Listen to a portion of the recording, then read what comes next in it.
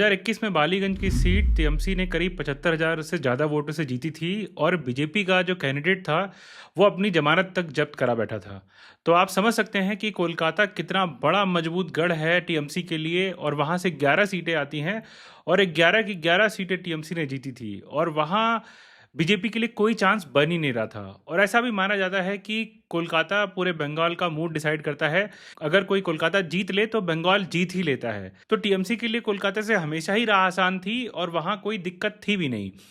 पर अब बहुत बड़ा परिवर्तन आ गया है एसआईआर के बाद। एसआईआर के बाद अगर आप देखेंगे तो कई सीटें ऐसी हैं 11 में से जहां एक तिहाई से ज़्यादा नाम कट चुके हैं। कहीं 36%, कहीं 40%, कहीं 25%। तो ऐसी ऐसी सीटें हैं जहां पर जो मार्जिन 70,000, 50,000, 40,000 हुआ करता था वो अब घट जाएगा, क्योंकि करीब करीब एक तिहाई वोटर्स वोट डालने के लिए होंगे ही नहीं। तो इससे जो कोलकाता का अर्थमेटिक है वो चेंज हो जाएगा। तो क्या सच में टीएमसी के लिए राह कोलकाता में बहुत मुश्किल होने वाली है, या एसआईआर के बाद बीजेपी के पास बहुत बड़ा चांस है कि वो कोलकाता में कुछ बदलाव ला सकते हैं? तो अगर आप इस वीडियो में अंत तक रहेंगे तो आपको क्लियरली समझ में आ जाएगा कि कोलकाता की क्या स्थिति है और इसका बंगाल के रिजल्ट पे क्या असर पड़ने वाला है। सबसे पहले बात करते हैं 2021 के जो विधानसभा चुनाव हुए थे उनमें कुछ सीटों पर क्या मार्जिन था।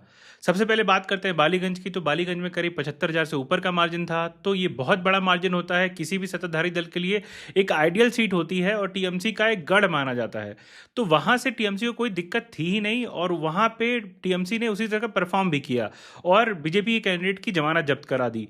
और उसके बाद अगर बाकी सीटों की भी बात आप देखेंगे तो वहाँ पर भी मार्जिन बहुत तगड़ा था। जैसे कि बेलियाघाटा में करीब 67,000 का मार्जिन था बीजेपी और टीएमसी के बीच में। कोलकाता पोर्ट में अगर आप देखेंगे तो 68,000 का मार्जिन था। और अगर आप पेंटाली को देखते हैं तो वहां पर करीब 58,000 का मार्जिन था। तो इतना बड़ा मार्जिन है। जब आप विधानसभा चुनाव जीत रहे हैं तो आप समझ सकते हैं कि कितनी बड़ी पकड़ टीएमसी की कोलकाता में है। और इस पकड़ को तोड़ना किसी भी पार्टी के लिए आसान नहीं है, चाहे बीजेपी कितना भी जोर लगा ले या इलेक्शन कमीशन ने एसआईआर कराने के बाद कितना परिवर्तन आएगा ये भी देखना पड़ेगा। पर अगर पिछले चुनाव की स्थिति को देखेंगे तो एकदम लगेगा कि जैसे इसमें कुछ हो ही नहीं सकता है, किसी के पास कोई स्कोप ही नहीं है और एकदम क्लीन स्वीप लग रहा है टीएमसी के लिए कि 11 की 11 सीटें टीएमसी जीत जाएगी। पर क्या सच में ऐसा है? तो सच में ऐसा नहीं लगता है, क्योंकि अगर आप एसआईआर को मिला लेंगे तो एसआईआर में हर सीट पर इतने नाम कटे हैं कि जो मार्जिन है टीएमसी का वो कम हो गया है। क्योंकि अगर आप वोट परसेंटेज का डिफरेंस देखेंगे टीएमसी और बीजेपी के बीच में 2021 का, तो 10% के करीब था। तो उसमें इन सीटों के मार्जिन को भी आपको जोड़ना पड़ेगा।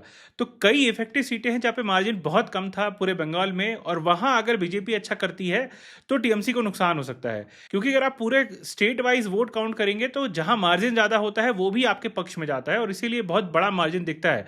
पर जहाँ कम मार्जिन की सीटें होती हैं, जो कि करीब 40-50 सीटें ऐसी होंगी जहाँ मार्जिन बहुत कम है, तो वहाँ इन वोटों के कटने से बहुत बड़ा इंपैक्ट पड़ जाता है। पर क्या कोलकाता में वो इंपैक्ट आएगा, ये जरूर देखने वाली बात होगी। क्योंकि इन चारों सीटों पर आप देखेंगे तो करीब 25 से लेके 35% तक का जो वोट है वो कटा है। तो उससे क्या बीजेपी चुनाव जीत सकती है? ऐसा नहीं लगता है, क्योंकि इतना बड़ा मार्जिन है कि अगर आप टीएमसी के वोट्स को हटा भी दें कि सारे वोट टीएमसी कट गए हैं, तो भी टीएमसी यहाँ पर अच्छा करेगी और इसमें कोई दो राय नहीं है, क्योंकि मार्जिन इतना बड़ा है कि उसको ओवरकम करना बहुत मुश्किल है बीजेपी के लिए। कुछ और सीटें भी हैं, जैसे चौरेगी की सीट हो गई, वहां पर भी करीब 35% वोट आपको नहीं दिखेगा। तो ये सारी चीजें ऐसी हैं जो कि टीएमसी को इंपैक्ट तो पहुंचाएंगी। हो सकता है कि ओवरऑल जो वोट परसेंटेज है वो गिर जाए, गैप जो बीजेपी और टीएमसी के बीच में है। पर ये सारी सीटें बीजेपी के हाथ में चली जाएगी, ऐसा नहीं होने वाला है। यहाँ पे टीएमसी का मार्जिन अभी बरकरार है। अब आते हैं मेन टर्निंग पॉइंट पे। मेन टर्निंग पॉइंट कहाँ आता है? भवानीपुर की सीट पर। भवानीपुर की सीट में जो मार्जिन था वो पिछली बार बहुत ज्यादा था। उपचुनाव में करीब ममता बनर्जी ने 58,000 वोटों से ये सीट जीती थी। और उसके बाद जब आप लोकसभा चुनाव में जाएंगे तो जो सीट में गैप है विधानसभा वाइज भवानीपुर का, वो करीब 8,000 रह जाता है। तो इम्पैक्ट तो आएगा। और उसके बाद एसआईआर में जो भवानीपुर से नाम कटा है वो अनप्रेसिडेंटेड है। करीब करीब 60,000 ऐसे वोट होंगे जो कि इस विधानसभा में वोट नहीं कर पाएंगे। तो इससे बहुत बड़ा एक सिचुएशन क्रिएट हो सकती है टीएमसी के लिए कि उनकी सिटिंग चीफ मिनिस्टर चुनाव फंस सकता है। क्योंकि बीजेपी ने मजबूत कैंडिडेट दिया है, खुद शुवेंदु अधिकारी वहां से चुनाव लड़ रहे हैं, और उसके बाद हुमायूं कबीर ने भी कैंडिडेट दे दिया है। तो इस सब का इंपैक्ट जरूर होगा। तो ये ऐसी सीट है जो कि ममता बनर्जी के लिए खतरा पैदा कर सकती है और बीजेपी के लिए यहां से कुछ अच्छी खबर आ सकती है। और इसीलिए बीजेपी ने शुवेंदु अधिकारी को उतारा है, क्योंकि उनको लगता है कि अगर चुनाव लड़ना है तो पूरी मजबूती से लड़ना पड़ेगा और मुख्यमंत्री के खिलाफ चुनाव लड़ना पड़ेगा। और यहां से एसआईआर के बाद एक बड़ा डिफरेंस क्रिएट होता है और जिस तरह से इस सीट की डेमोग्राफी है उसमें बीजेपी के लिए कहीं ना कहीं एक बड़ा माहौल क्रिएट हो सकता है। अब बीजेपी की स्ट्रैटेजी क्या है कोलकाता के लिए? तो कोलकाता में जो अर्बन गुस्सा है उसको कहीं ना कहीं बीजेपी एड्रेस करना चाहती है और उनको दिखाना चाहती है कि हम हैं जो टीएमसी से बेटर सरकार दे सकते हैं। तो ऐसा नहीं था कि गुस्सा नहीं था। आरजी कार मेडिकल कॉलेज का जो केस था उसकी वजह से टीएमसी सरकार को बहुत कुछ देखना पड़ा और उसका गुस्सा आम लोगों तक पहुंचा है और उसको भुनाने के लिए बीजेपी ने बड़ी कोशिश करी है कि इसको कहीं ना कहीं अर्बन जो डिस्ट्रेस है उसको निकाला जाए और इसको इसको आम जन तक पहुंचाया जाए। और यहीं से कहीं बीजेपी को उम्मीद लग रही है कि अगर ये मुद्दा चल जाता है तो उनके लिए थोड़ी बहुत कोलकाता से उम्मीद बन सकती है और इसीलिए उन्होंने अपने बड़े लीडर्स को कोलकाता में उतारा है। खुद स्वपन दास गुप्ता और प्रियंका तिब्रेवाल का कोलकाता की सीटों से चुनाव लड़ना ये दिखाता है कि बीजेपी इसको इंटेलेक्चुअल बनाम टीएमसी की लड़ाई दिखाना चाहती है और इसीलिए उन्होंने इस लेवल के कैंडिडेट विधानसभा में उतारे हैं। जनरली बीजेपी इतना बड़ा रिस्क नहीं लेती है पर उसको पता है कि अगर आपको लंबी लड़ाई लड़नी है तो आपको अपनी मजबूती से चुनाव लड़ना पड़ेगा और इसीलिए ऐसे कैंडिडेट उतारे गए हैं। इन सब से एक बात जरूर क्लियर होती है कि जैसा कि बताया जा रहा है कि टीएमसी को बहुत नुकसान हो जाएगा कोलकाता से, ऐसा नहीं होने वाला है। तो 11 सीटों में करीब 2 सीटें ऐसी हैं जो बीजेपी के पास जा सकती हैं और वो 2 सीटें ऐसी हो सकती हैं जहां पे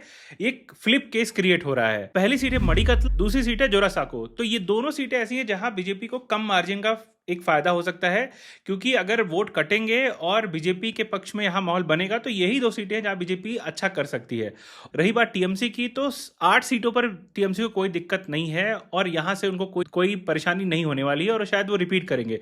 2 सीटें ऐसी है जहां बीजेपी कुछ कर सकती है और एक सीट अभी ऐसी है जहां पर फ्लिप हो सकता है जो कि टीएमसी भी जीत सकती है, बीजेपी भी जीत सकती है। तो 11 सीटों में क्लियरली दिख रहा है कि टीएमसी की डोमिनेंस बनी हुई है। हाँ, पिछले जैसी नहीं लग रही है क्योंकि एसआईआर से इंपैक्ट तो हुआ है, ऐसा नहीं है कि इंपैक्ट नहीं हुआ है।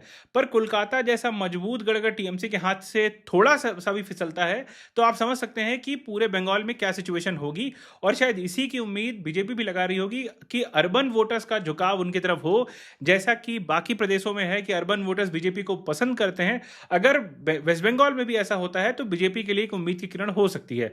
पर अगर टीएमसी को कोलकाता से नुकसान होने की बात है तो ऐसा कुछ बड़ा नुकसान टीएमसी को वहां से नहीं हो रहा है। तो बीजेपी भले बहुत कोशिश कर रही है कि कोलकाता की सीटों से बड़ा मैसेज पूरे बंगाल में जाए पर ऐसा अभी कुछ देखने को नहीं मिला है और टीएमसी क्लियरली आगे दिख रही है। फिर बीजेपी के लिए उम्मीद यही है कि यहां से वो 2 से 3 सीटें जरूर निकाल सकते हैं। तो आप जरूर बताइएगा कि आपको ये वीडियो कैसा लगा। आप इसको जरूर कमेंट करें, लाइक करें, सब्सक्राइब करें। आप सभी का बहुत बहुत धन्यवाद। नमस्कार।